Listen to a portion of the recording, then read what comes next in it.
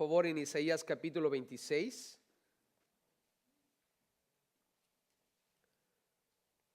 Isaías capítulo 26. Vamos a estar leyendo del versículo 5 en adelante.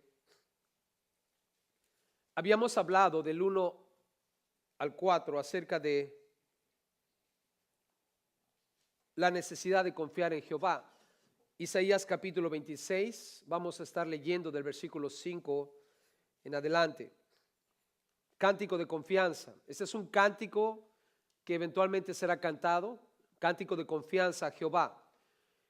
Y en la primera parte habíamos hablado acerca de cómo este canto expresa la necesidad de confiar en Jehová.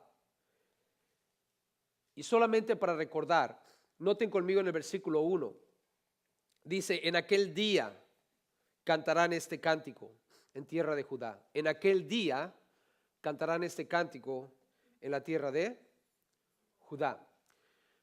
En aquel día, como ya dijimos anteriormente, tiene que ver con el día cuando el Señor Dios va a traer juicio sobre esta tierra. En aquel día, el día del Señor, el día de Jehová, es un día grande y terrible. Allí los más fuertes van a llorar. Va a ser un día de tremendo dolor. El juicio de Dios va a venir sobre la tierra. Nosotros lo conocemos como el día de la gran tribulación. Es en aquel día, y dice que va a ser cantado en la tierra de Judá. El canto de la tierra de Judá. Judá obviamente está expresando la idea de considerar al pueblo de Israel, y el capítulo va a mostrarnos cómo el pueblo de Israel va a ser milagrosamente rescatado de la gran tribulación. Veamos en el versículo 4, el canto expresa el juicio de Jehová sobre la tierra. Lo vamos a leer del versículo 5 al 10.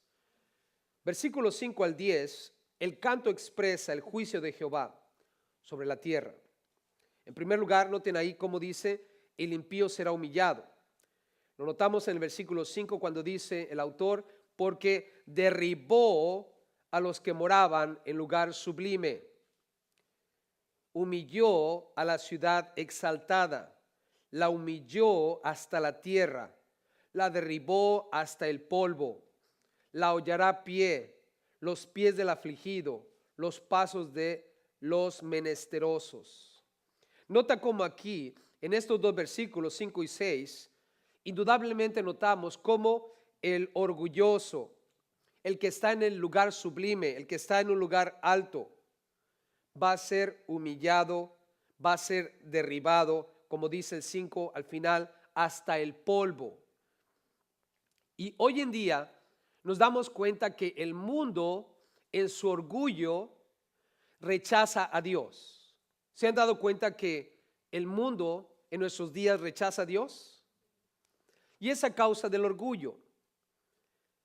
El orgullo es algo que te hace pensar que estás en un lugar alto y sublime y que de alguna manera eres indestructible.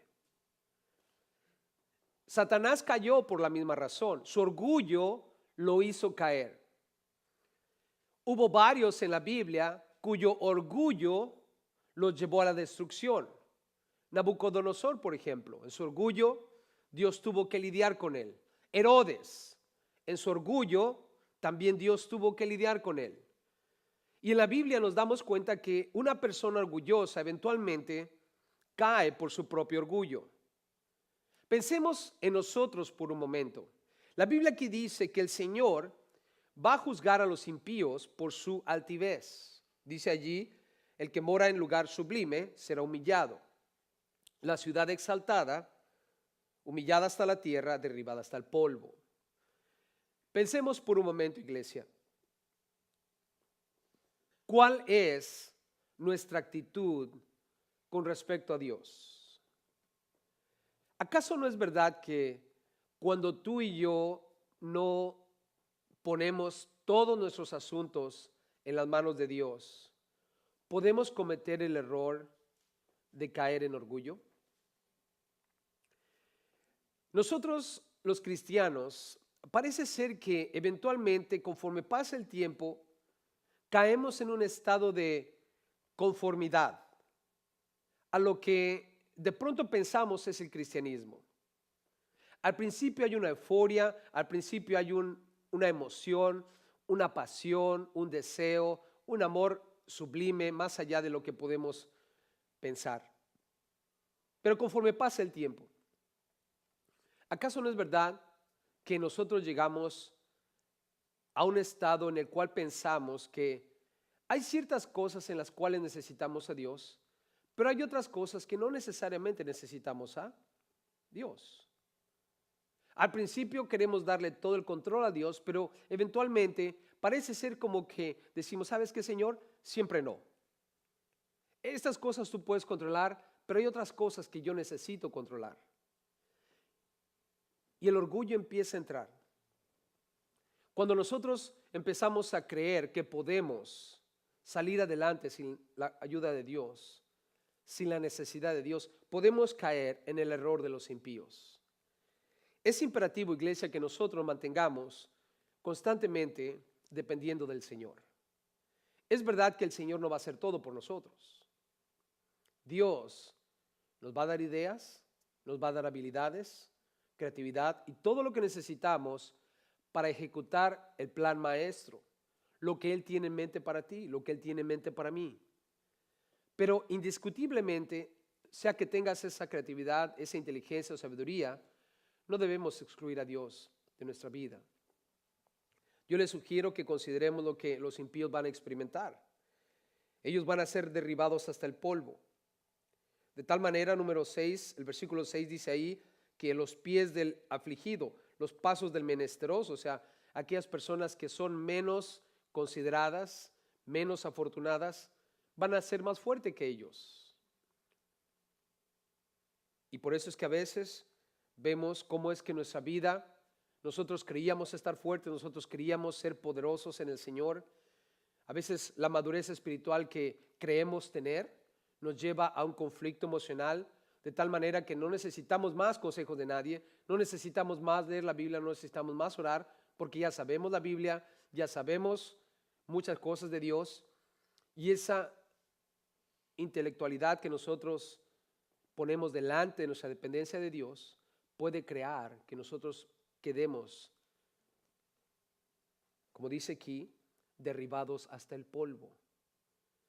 Y no debe extrañarnos si de pronto el Señor nos humilla de alguna manera. Nunca han visto una persona que dice, yo no voy a caer, yo no voy a hacer esto, y ya está. Parece ser como que se jacta de que él es fuerte en el Señor. ¿Y qué pasa meses después? Lo vemos como caído, como perrito con la cola entre las patas, ¿no? Dicen por ahí. ¿Nunca han visto una persona así? Que decía, yo no voy a caer, yo no voy a hacer esto, no voy a hacer aquello, y eventualmente, ¿qué pasa? Cae. ¿Por qué? Porque llegó a confiar demasiado en sí mismo, confiar demasiado en lo que él sabe de Dios, en lo que él conoce de Dios, en lo que él cree puede hacer por sí mismo. Y la Biblia dice que eventualmente el impío será humillado por su altivez. Ahora, noten el versículo 7. Por el contrario, cuando hablamos acerca de este canto, está expresando el juicio de Jehová sobre la tierra. ¿Verdad que Dios es justo, hermanos? Dice la Biblia que el que se enaltece será humillado, pero el que se humilla será ¿qué? Enaltecido. Por otro lado, observa la justicia de Dios. En el versículo 7 dice, el camino del justo es ¿qué? ¿Cómo es el camino del justo, hermanos? Rectitud, es recto. ¿Cuántos estamos viviendo una vida recta? ¿Nada más 3? ¿Y los demás? ¿O 4, 5? A ver, ¿cuántos están viviendo una vida recta? Ok, ¿cuántos estamos intentando vivir una vida recta? Ok, ya subí el asunto aquí, ¿verdad? Hermanos, es fácil vivir una vida recta. Es fácil. Ya lo dijimos el otro día. Todas las mañanas te levantas y declaras a los 4 vientos, norte, sur, este y oeste, estoy muerto. Dilo conmigo, estoy muerto. Exacto, pecado. ¿Cuántos están muertos al pecado? Mas ya no vivo yo, sino Cristo en mí. Y lo que vivo, lo vivo ¿para quién? Para Dios. Esa declaración todos los días te va a llevar a una vida recta. ¿Cuánto lo han estado haciendo últimamente? Aprendimos hace poco. Y si no lo estamos haciendo, iglesia, quiero decirte una cosa, viniste ese día a oír aquello y fue pura pérdida de tiempo. ¿Estamos?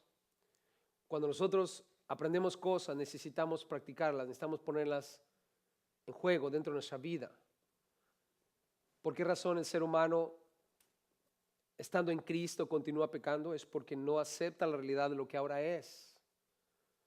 En Cristo estamos muertos al pecado. Y por lo tanto, nuestra vida debe ser una vida ¿cómo? Recta.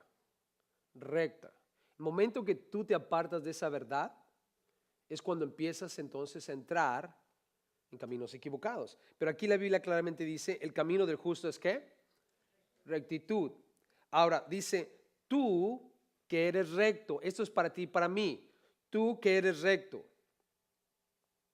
pesas el camino del justo. El Señor dice que Él allana. La palabra pesas ahí quiere decir allanar, quiere decir lo haces derechito.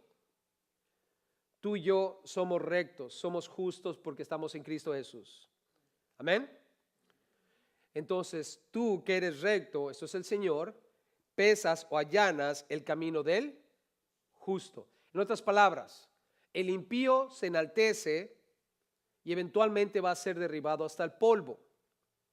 Pero, por otro lado, Dios en su justicia, a ti y a mí que somos justos, porque estamos en Cristo, Él allana nuestro camino. Él lo hace más recto, más derechito. Cada vez tu caminar es más plano.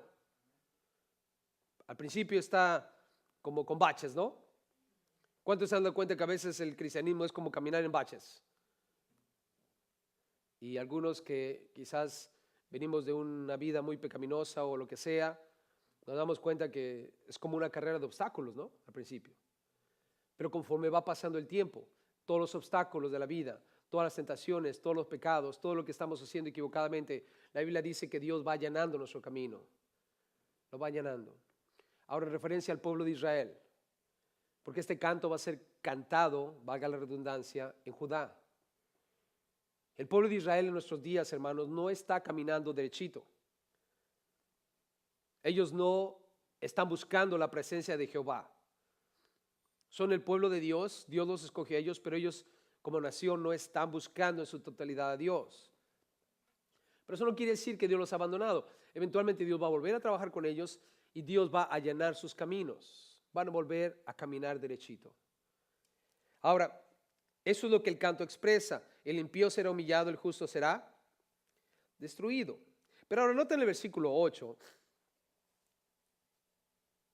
El versículo 8 y 9 hablan acerca del tiempo. ¿Cuándo va a ocurrir esto? ¿Cuándo el impío será humillado? ¿Cuándo el recto caminará en un camino más plano, más allanado?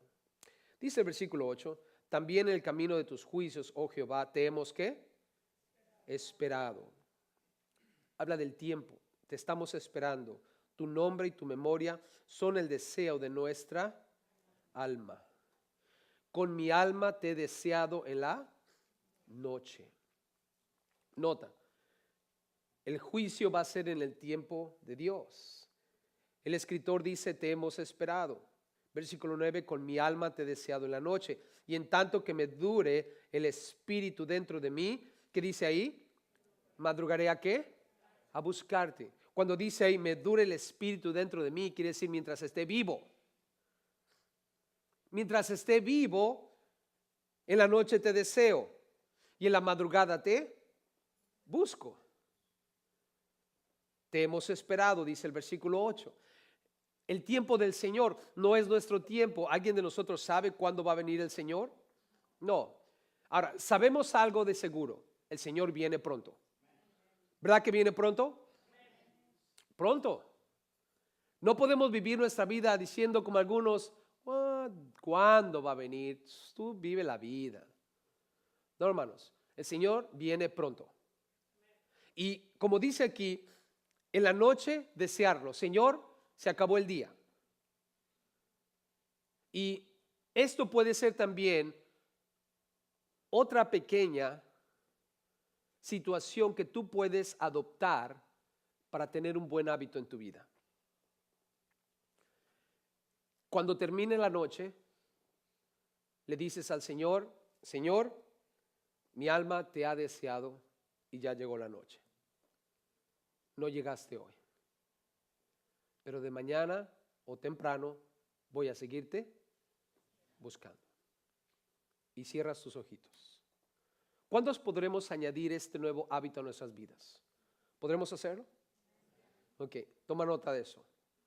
Tan pronto mi cabecita pegue con la almohada, tan pronto mi cabecita pegue con la almohada, voy a decir, mi alma te desea, ha llegado la noche, pero temprano en la madrugada te buscaré. Puedes ponerlo como tú quieras. Y mañana, tan pronto abras tus ojitos, le vamos a dar gracias a Dios por un día más. Y luego, Señor, ayúdame a vivirlo para ti. Imagínate si hacemos eso todos los días. ¿Tú piensas que habrá algún cambio significativo en tu vida? Tan solo añadir estas dos cosas. Claro, yo lo creo. Ellos están diciendo, te hemos esperado, Señor, con mi alma te deseo en la noche y de madrugada te buscaré. Dice el versículo 9, porque luego que hay juicios tuyos en la tierra, los moradores del mundo aprenden justicia. Ahora en el versículo 10, la Biblia claramente nos muestra, hermanos, que el impío es incorregible. Tú no puedes corregir a un impío. Una persona que está en pecado, hermanos, es incorregible. La Biblia dice ahí, se mostrará piedad al malvado o al impío. ¿Acaso no es verdad que muchas veces a los impíos, a los malvados, Dios les muestra misericordia o tiene misericordia de ellos? ¿Alguna vez han visto o han sido testigos de alguien que es bien malo y de repente Dios se porta bien con él? Y cuando digo eso es, ¿tiene misericordia de él? ¿Han sido testigos de algo así? Alguien que es malo, que dice, no, ese se va a ir derechito al infierno, con todo y tenis se va a ir al infierno. Y sin embargo, hace algo y de una manera milagrosa es rescatado. Y llegas y le dices, mira, Dios cuánto te ama. Tú sabes que estás mal, tú sabes que andas mal, tú sabes que estás haciendo cosas que no. Y sin embargo, Dios tuvo misericordia de ti. ¿Y qué te dice? Sí, ya voy a cambiar. ¿Y qué pasa después? ¿Cambia? ¿Cambia esa persona, hermanos? No. ¿Por qué? Porque la Biblia aquí lo dice. Por eso no te frustres, no te sorprendas cuando eso ocurra. Dice aquí, se mostrará piedad al malvado. ¿Y qué pasa? ¿Aprende justicia? ¿Qué dice ahí? Y no aprenderá justicia. No aprenderá justicia. Ahora, lo que Dios está haciendo es mostrándose misericordioso con él. Porque Dios es un Dios de justicia, pero también es un Dios de misericordia. Es un Dios de gracia, es un Dios de amor. Por lo tanto, tú no tengas o no te hagas ningún problema, no hagas ningún berrinche cuando el Señor se porte bien con alguien que es malo.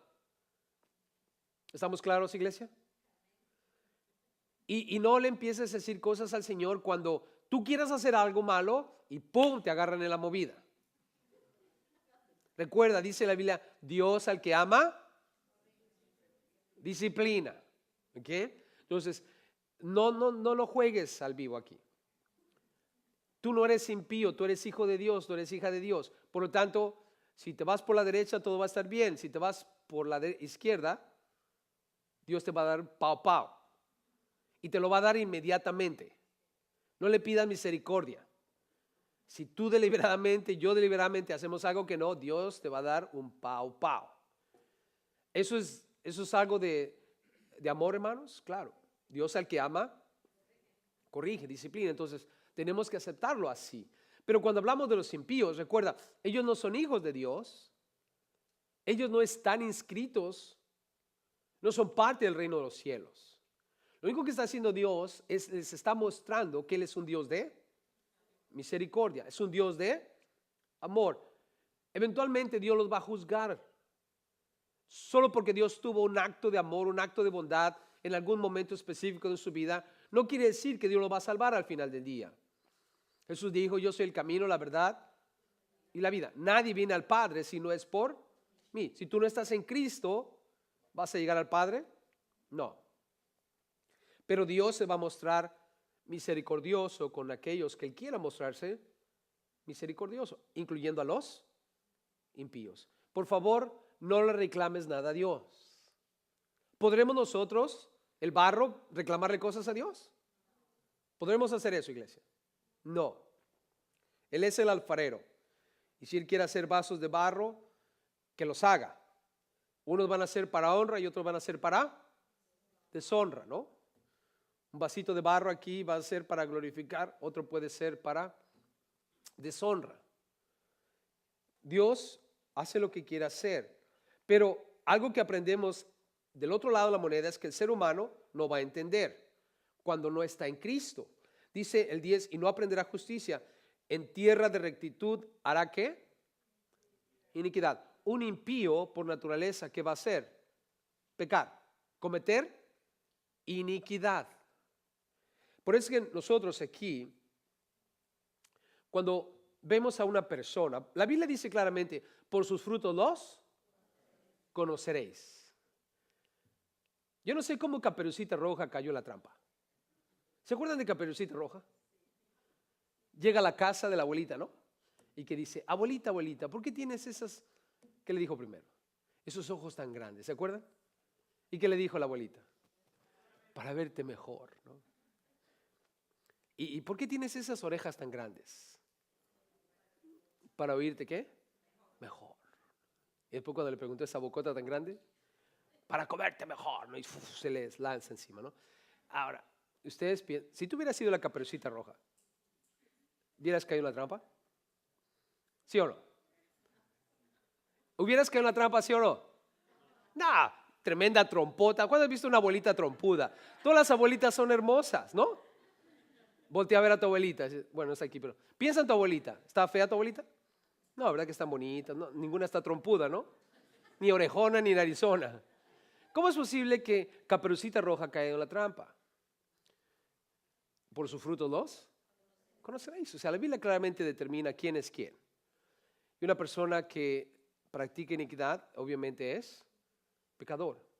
Y una persona que practica la rectitud o la justicia es justo. Ahora, ¿qué determina la diferencia? Si estás en Cristo o no estás en Cristo. Ahora, nosotros podemos darnos cuenta aquí que el impío no está en Cristo y por lo tanto va a pecar una y otra vez. Dios va a ser bueno con ellos una y otra vez, pero ellos van a seguir pecando una y otra vez. ¿Se les va a quitar?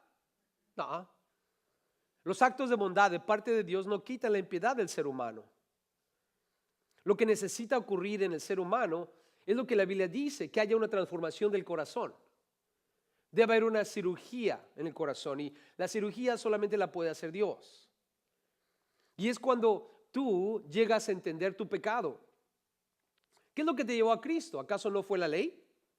¿Cuántos se dieron cuenta que eran pecadores cuando vieron la ley de Dios? ¿Nos dimos cuenta que éramos pecadores? Sí, estábamos bien muertos. Yo no sé si te das cuenta, pero yo cuando vi la ley de Dios, cuando me la pusieron enfrentito, dije, no, tú vas derechito al infierno, sin vuelta. Derechito, hermanos. Yo me vi literalmente en el infierno. El pastor que estaba predicando me lo puso de una manera tan vívida y tan clara que literalmente yo me sentí en el infierno. Y en ese momento grité a voz fuerte, Señor, ¿qué tengo que hacer? Y el Señor me dijo, cree en mí, serás ¿qué? Salvo. Y el pastor puso claramente, de acuerdo a la escritura, la realidad de lo que hizo Jesús en la cruz. ¿Qué hizo Jesús en la cruz? pagó por ¿cuántos de nuestros pecados? Por todos. Los de ayer, los de hoy y los de mañana. Todos. O sea que Él vino para pagar por eso. ¿Y qué es lo que el Señor requiere de mí? Lo que Pedro le dijo a los judíos cuando dio su primer sermón. Después de que los judíos le dijeron qué tenemos que hacer, ¿qué les dijo Pedro? Arrepentíos.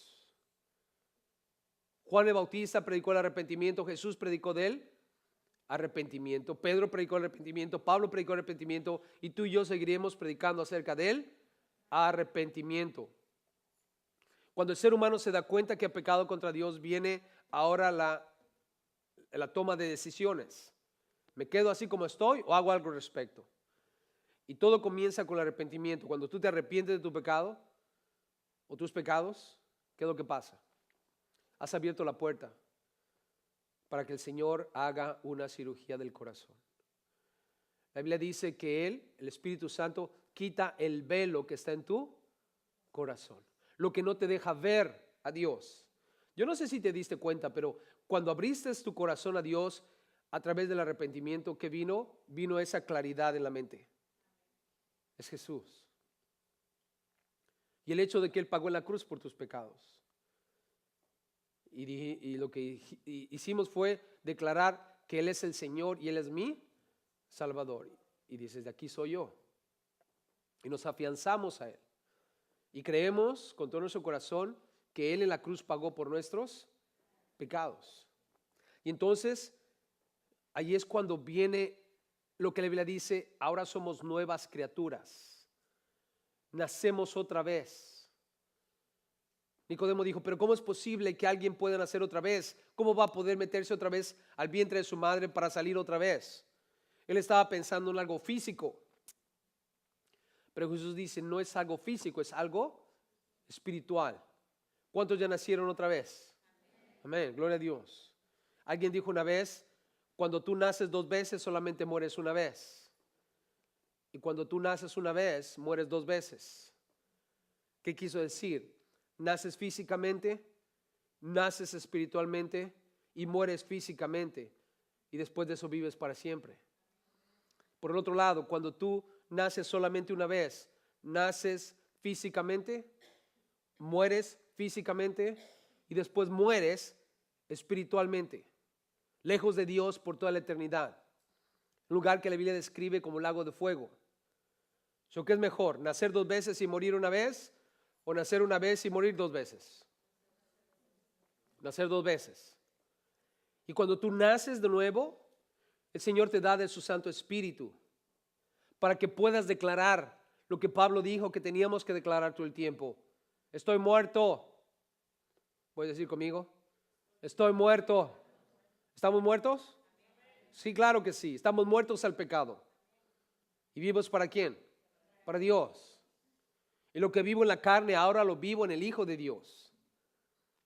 Si no hay razón para pecar, no hay razón para caer en pecado. No hay razón para que nosotros hagamos lo que hacen los impíos. Los impíos reciben bendiciones de Dios, pueden experimentar la mano de Dios y sin embargo siguen pecando.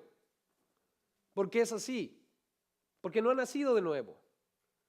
No importa que tanto quieran hacer cosas buenas, no van a poder. Porque no están en Cristo, hermanos. Tu naturaleza pecaminosa sin Cristo toma poder sobre ti. Estás bajo la autoridad de esa naturaleza. Cristo Jesús vino para destruir el poder que tenía esa naturaleza sobre ti. Por eso estamos en Cristo, ¿no? Amén. Y aquí la Biblia dice claramente que el impío es incorregible. Por eso es que este canto, en el versículo 5 al 10, está expresando el juicio que Dios va a traer sobre la tierra. Le dice, miren, los que están en lugares sublimes serán humillados.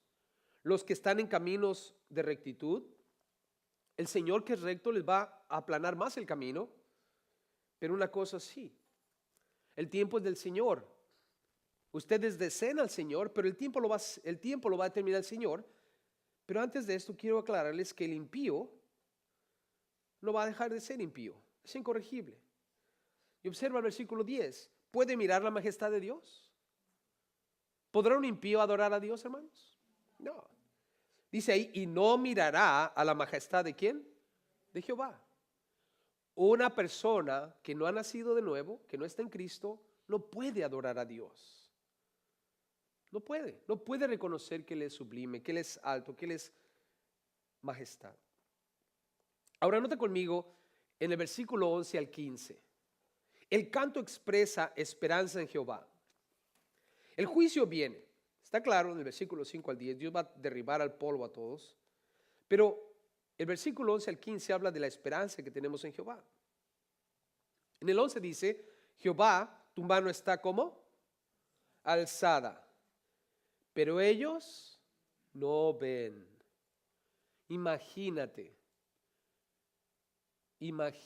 ¿Alguna vez cuando eran pequeñitos vieron la mano de su mamá levantada? ¿O la de su papá?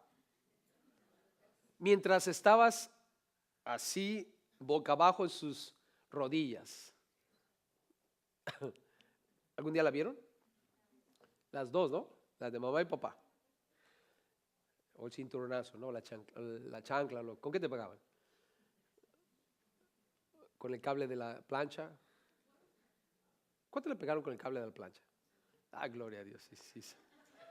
Hay varios de esos. ¿El gancho de la ropa? ¿El matamoscas? ¿Nunca les dieron con el matamoscas? Sí. ¿El palito para rascar la espalda? ¿Sí les tocó también ese a algunos? Ah, cómo duele ese palito para rascar la espalda. Pero hay varios métodos de tortura, ¿no? Cuando somos chicos. En la época que crecimos. Gracias a Dios hoy ya nadie hace esas cosas, ¿no? Pero la mano está levantada para dar ese golpe de disciplina. Pero lamentablemente dice aquí que el mundo no lo ve. Hermanos, ¿ustedes piensan que el mundo está a tanto de que Dios un día va a juzgar todo? Estaba viendo las noticias. Se acaba de unir otro país más. Otro país más. Y están orgullosos, de haberle dado la oportunidad a que los hombres puedan casarse con los hombres, las mujeres con las mujeres. Lo habían estado esperando por tiempo ya. Están orgullosos de eso. ¿Será que nosotros podríamos aplaudir cosas como esas, hermanos? Siendo que la palabra de Dios dice que eso es algo incorrecto. El problema es que hay una verdad relativa en el mundo que lamentablemente muchos están comprando. Y la verdad relativa, hermanos, es cuando, si para ti no es pecado, pues para ti no es pecado.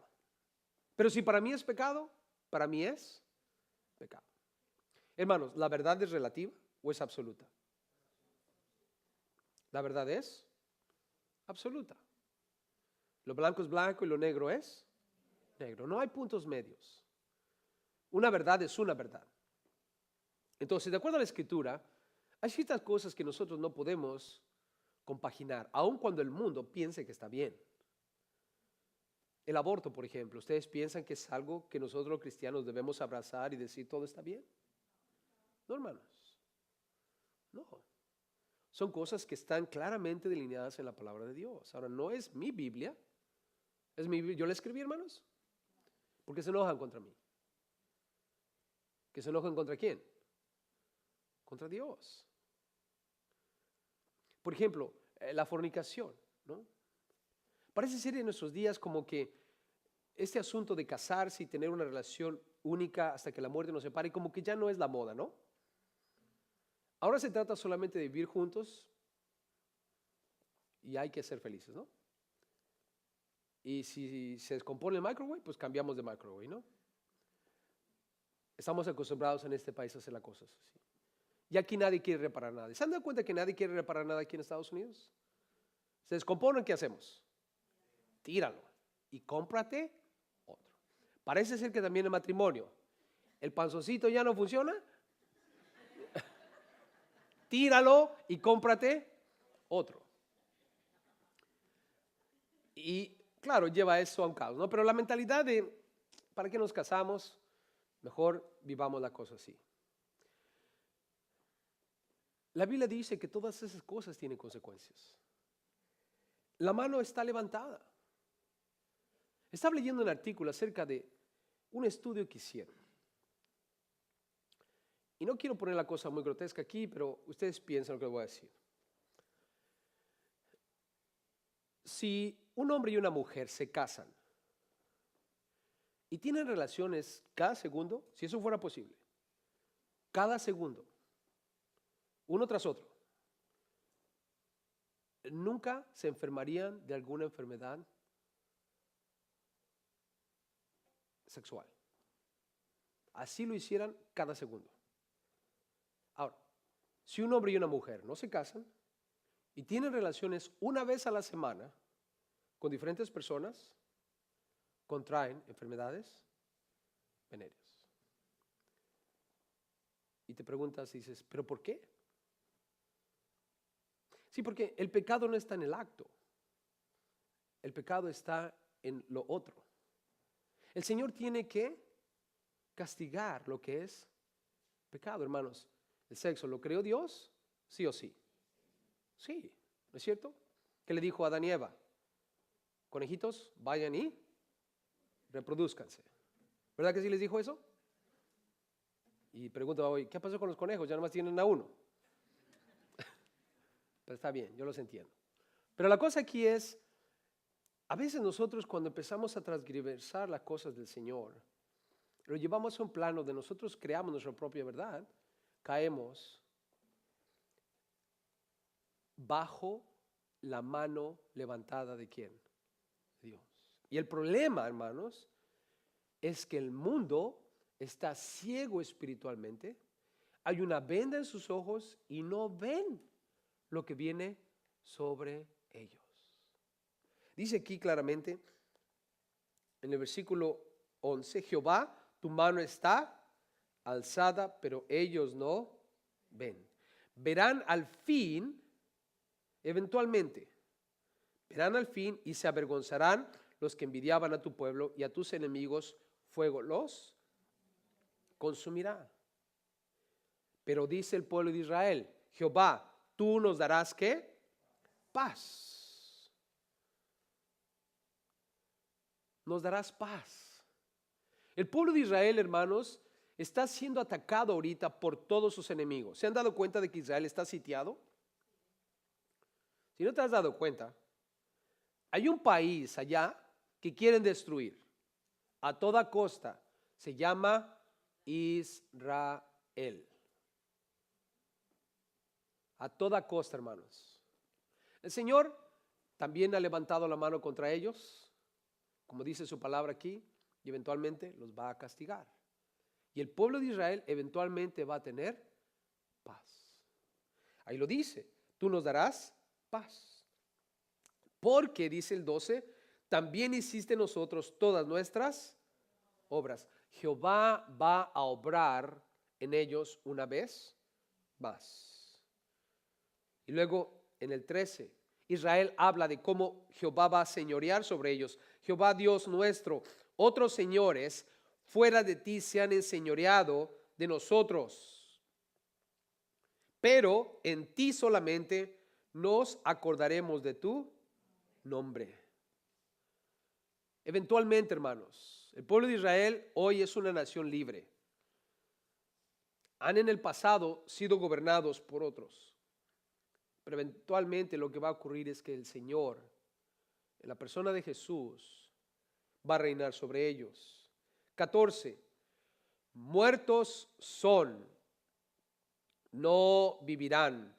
Han fallecido, no resucitarán.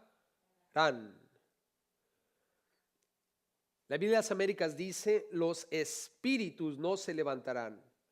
La Nueva Versión Internacional dice, ya son sombras y no se levantarán, porque los castigaste y destruiste y deshiciste todo su recuerdo. En otras palabras, Dios va a matar a todas esas personas. ¿Saben que un día todas las naciones allá en el Medio Oriente se van a juntar y van a hacer una unión para destruir a Israel? Pero Dios, como dice aquí, los va a matar a todos. Muertos son. Los va a matar a todos. No, ninguno de ellos se va a levantar más. ¿Y qué es lo que va a hacer después el Señor?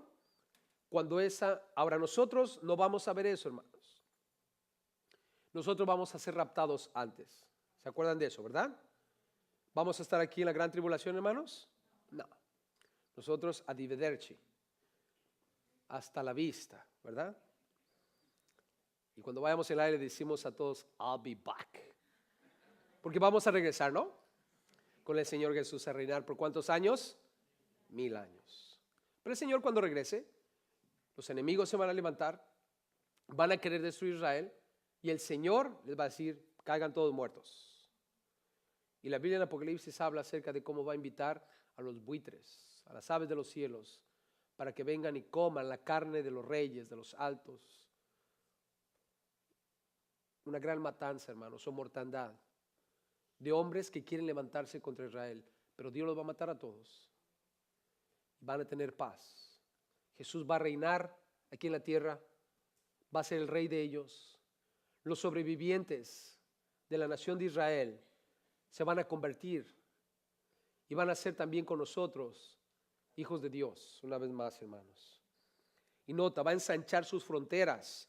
Versículo 15, aumentaste el pueblo, oh Jehová, aumentaste el pueblo, te hiciste glorioso, ensanchaste todos los confines. La Biblia de las Américas dice límites, Nueva Versión Internacional dice fronteras de la tierra.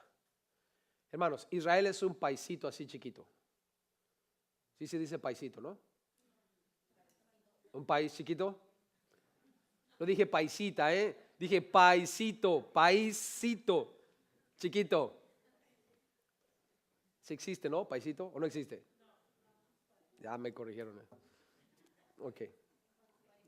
Un país pequeño. Un pequeño país. Es un pequeño país. Y sin embargo la Biblia dice que cuando el Señor venga, va a ensanchar ¿qué? Sus tierras, sus fronteras, sus límites. Va a ser grande, hermanos. ¿Por qué? Porque el Señor así lo quiere. Por eso es que cada vez que yo voy a Israel, ahorita ya no están en ese modus operandi, pero antes lo que hicieron en Gaza, hermanos. ¿Se acuerdan que ese pedazo de tierra antes les pertenecía a ellos? ¿Y qué hicieron? Buscando la paz, entre comillas. Se los entregaron a los enemigos. ¿Fue una buena decisión? No, hermanos. ¿En qué lugar de la Biblia Dios les dijo, vayan y repartan la tierra a todos? Dios les dijo, vayan y tomen posesión de la tierra. Sin embargo, cuando ellos hicieron tal cosa, ahora ¿qué es lo que está pasando? Desde ese mismo lugar les están mandando bombas a Israel. Y es un problema que tienen ahorita. Pero ¿qué va a pasar en el futuro, hermanos? Dios les va a abrir los límites y va a ensanchar sus tierras. Eso es glorioso. Ahora noten el versículo 16 al 19. El canto expresa el dolor del pueblo. El canto expresa el dolor del pueblo. El canto habla del juicio, habla de la esperanza, pero ahora el dolor del pueblo. Y cuando hablo del pueblo, estoy hablando de los impíos. Noten el 16, Jehová, en la tribulación te buscaron, derramaron oración cuando los castigaste. Como la mujer encinta cuando se acerca al alumbramiento, gime y da gritos en sus dolores, así hemos sido delante de ti, oh Jehová. Nota, la tribulación cae sobre ellos. ¿Y qué empezaron a hacer? A orar. Derramaron oración. ¿Por qué? Porque estaban como la mujer encinta. ¿Saben qué se me ocurrió? Pero después dije, no, se va a oír muy feo. Estaba pensando, decirle, todos ustedes que fueron mamás, empiecen a gritar como si estuvieran teniendo un bebé. Pero después dije, no, se va a oír feo, ¿no? Pero imagínense el efecto, no, pongan, ustedes mamás saben mejor, ¿no? Los padres que estuvieron ahí saben lo que esto es. Pero imagínense que de repente aquí, todas las que ya fueron mamá empezaran a gritar y a llorar y a lamentarse como si estuvieran teniendo un bebé.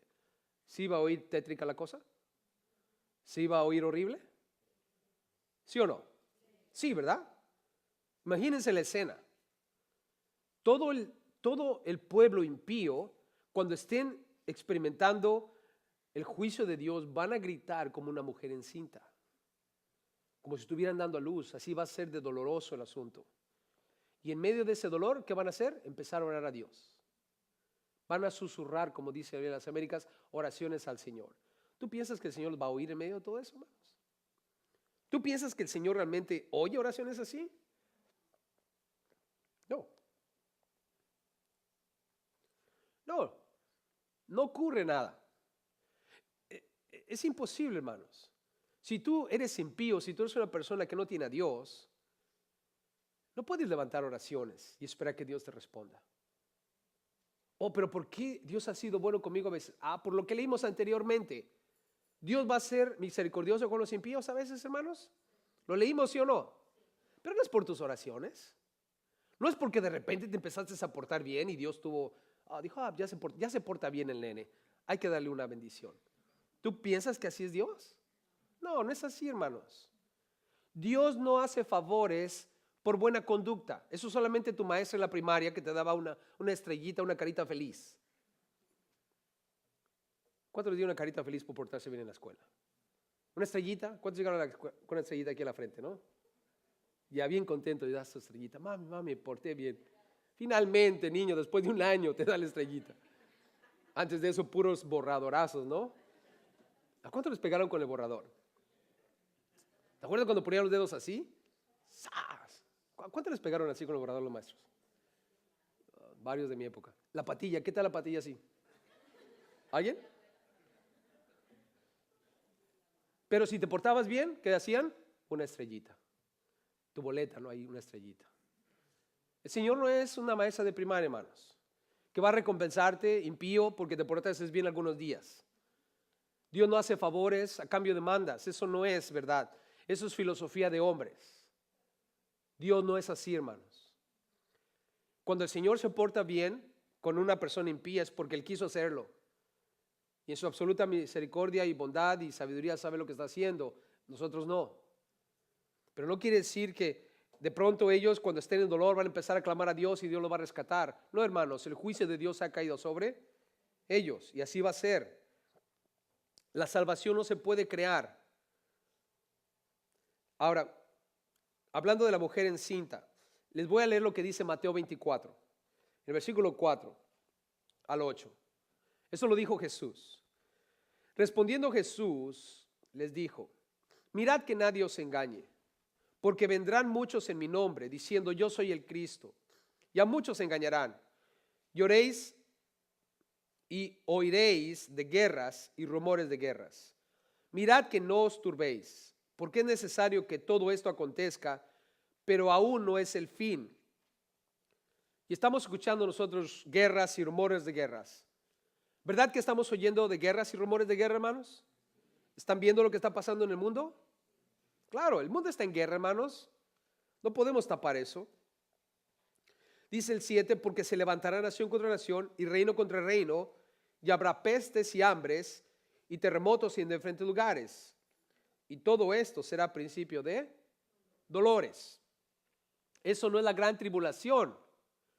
¿Saben que ahorita en el Medio Oriente, de acuerdo a algo que estaba escuchando, han matado más cristianos que en ninguna otra época de la historia de los cristianos? Muchos cristianos han muerto en nuestros días en comparación a los días de la iglesia primitiva.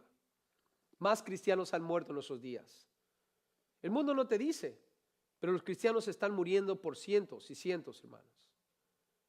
Pero eso no es el fin. Son principios de dolores. Porque cuando la Biblia menciona como la mujer que va a dar a luz, hermanos, los dolores no es el bebé. ¿Están conmigo? Los dolores solamente es el hecho de que el bebé ya está por salir. En este caso, la gran tribulación es el bebé. Cuando el bebé salga, es la gran tribulación, es el juicio de Dios. Pero antes de que venga ese bebé, que es el juicio de Dios, vienen los dolores. ¿Y qué es eso? Rumores de guerra, nación contra nación, pestes, hambres, terremotos. Hermanos, ¿hemos visto terremotos horribles? El último no fue el que pasó en Japón, que también causó estragos con la radiación que hubo en ese lugar que estaba ahí. Y hay otras cosas, hermanos, que si no ves las noticias, obviamente no te vas a enterar. Pero el mundo está en un caos, hermanos. Pero eso no es la gran tribulación. Solamente son principios de dolores. Nota lo que dice el 18. El canto expresa el dolor del pueblo. El impío ora, pero es inútil. El dolor es inevitable. Dice 18. Concebimos, tuvimos dolores de parto, dimos a luz viento. Ninguna liberación hicimos en la tierra. ¿Hicieron liberaciones en la tierra, hermanos? No. Nada de esas oraciones sirvió. Nadie fue liberado. Ni cayeron los moradores del mundo. No hubo salvación. Ahora, nota lo que dice el versículo 19. La resurrección. Tus muertos vivirán. ¿Los muertos de quién? Del Señor. Hay unos muertos que no son del Señor. Imagínate que estás en el panteón.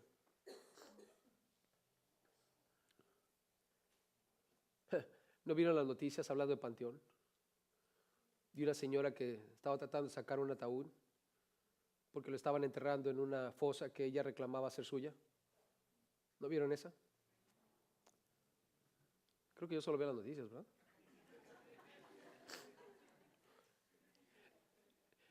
No sé, pero salen las noticias que esa señora está el ataúd ahí y está jalando el ataúd, así literalmente la señora jalando el ataúd ya cuando lo están poniendo.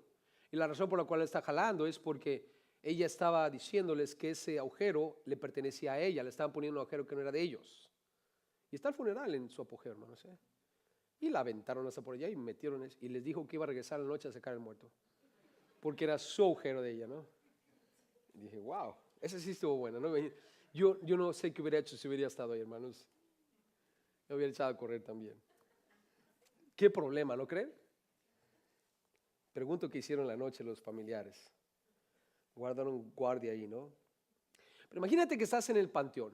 Estás ahí. ¿Cuántas tumbas son de personas que murieron en Cristo? ¿Y cuántas tumbas serán tumbas de personas que están sin Cristo? ¿Nunca te has hecho la pregunta? La próxima vez que veas el cementerio, si un día no tiene nada que hacer en matrimonios, vayan a un cementerio, una noche romántica. Lleven una rosa ahí, caminen juntos por el cementerio. Párense ahí y lean ahí la lápida, ¿no? Tal persona murió, nació tal día, murió tal día. La pregunta es, esa persona que está ahí, ese cuerpo que está ahí, ese cuerpo, ¿estará muerto en Cristo o sin Cristo? ¿Qué va a pasar si murió sin Cristo? ¿Va a ser parte de la resurrección? No. Pasas a la otra tumba. Hay un bebé ahí, recién nacido, murió a pocos meses. ¿Va a participar de la resurrección? Y de repente ves a otra tumba ahí, un jovencito. ¿Será parte de la resurrección? Bueno, la pregunta es, ¿está en Cristo o estuvo sin Cristo? Y cada tumba es la misma historia, hermanos. Ahora, piensa en la propia tuya. Si alguien hiciera ese ejercicio y llegara ante tu tumba, y ahí está, Gerson Hernández. Nació y murió. ¿Qué va a decir de ti? ¿Moriste en Cristo o moriste sin Cristo? El problema es de que hay muertos que le pertenecen a Dios, pero hay otros muertos que no son de Dios. Y por eso es que la Biblia aquí dice en el 19, tus muertos vivirán. Oh, gloria a Dios. ¿Cuántos muertos sabemos aquí futuros en Cristo? ¿Vamos a morir en Cristo, hermanos? Más vale, porque si no, te vas a quedar. No importa que me digas, no importa que tú pienses. Si tú mueres sin Cristo, te vas a quedar. ¿No voy a resucitar? No. ¿Qué va a pasar conmigo? Después de que hayan resucitado los muertos en Cristo, en el rapto. Porque, ¿cuándo vamos a resucitar los muertos en Cristo, hermanos? ¿Cuándo? En el rapto. ¿Cuántos están seguros de eso? 1 Tesalonicenses 4. Los muertos en Cristo resucitarán primero. Y los que hayamos quedado vivos seremos arrebatados. Como dice Corintios, transformados en un instante, en un abrir y cerrar de ojos. Juntos seremos llevados a la presencia de Cristo en el aire. No todos dormiremos, pero todos seremos transformados. ¿Y qué hay de los muertos sin Cristo? Se van a quedar ahí. Y en Apocalipsis, del capítulo 20 en adelante, nos dice qué va a pasar con ellos.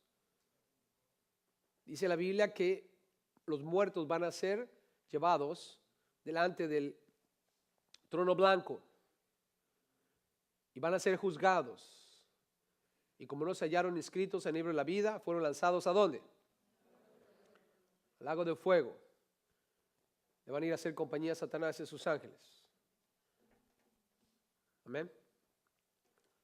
Amén. No se espanten, ustedes no van a estar ahí. ¿Por qué se espantan? ¿Por qué se les fue el gozo? No espero que no haya ningún Judas aquí. ¿Hay algún Judas aquí?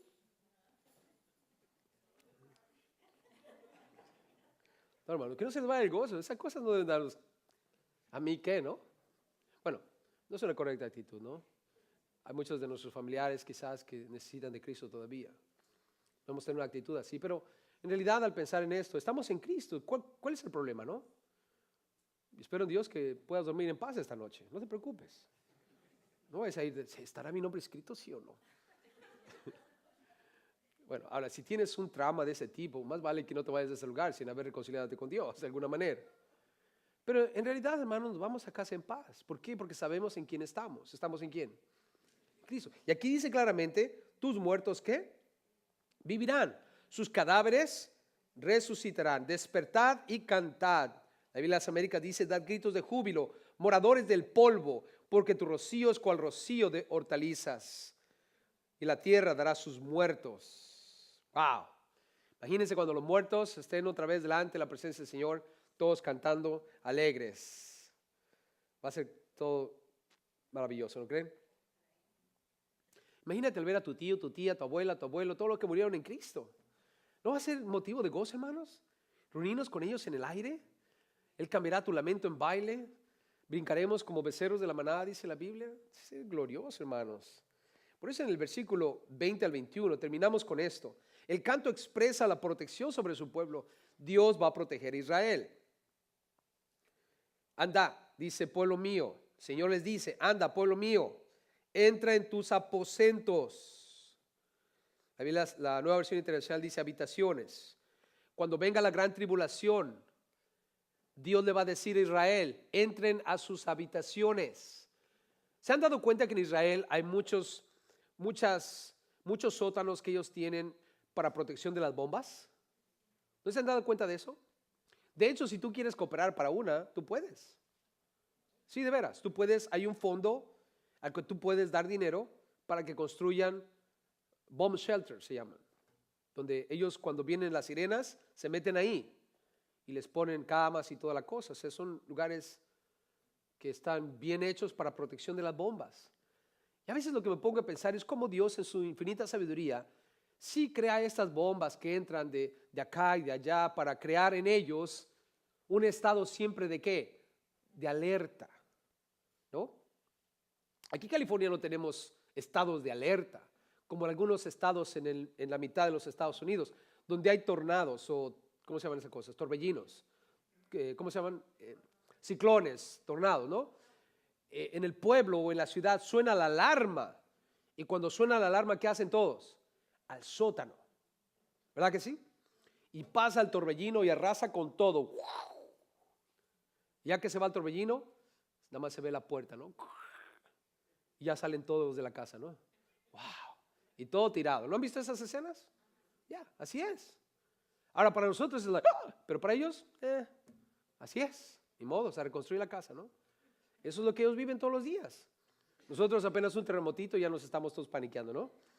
Apenas si se mueve un poquito, todos se quieren meter abajo de la mesa. Porque es lo que nosotros vivimos.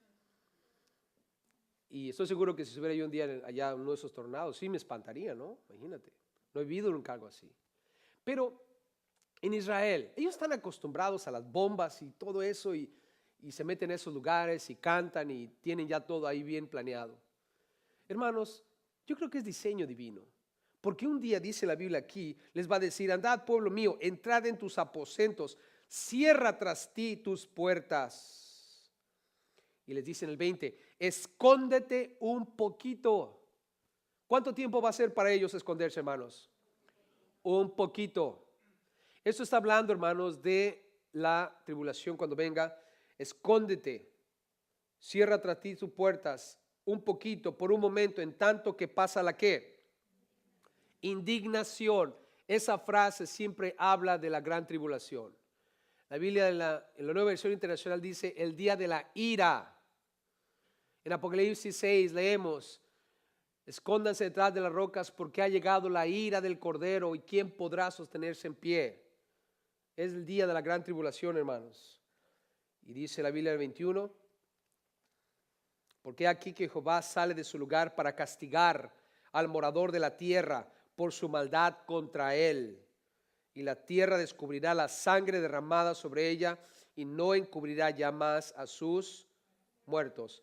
Ahí en las Américas dice: ocultará más a sus asesinados. Hermanos, ¿verdad que mucha gente murió en el holocausto cuando hablamos de los judíos? ¿Se dieron cuenta que fueron puestos en fosas comunes y fueron tapados? Toda esa gente murió asesinada, hermanos. Y todos ellos desde ahí claman y gritan. Pero ya la tierra no encubrirá más a sus muertos, porque el Señor va a castigar la maldad de ellos, la maldad que hicieron contra el pueblo de Israel. Dios lo prometió, hermanos, Dios lo va a hacer, lo va a cumplir.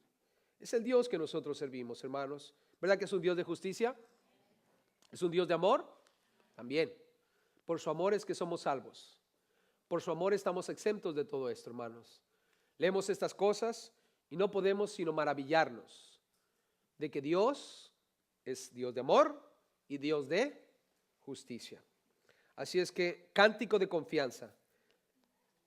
Un día que se sientan todos deprimidos, lean Isaías 26 para que puedan notar al Dios que adoran, al Dios que alaban, lo que Él va a hacer, la victoria que le va a dar al pueblo de Israel.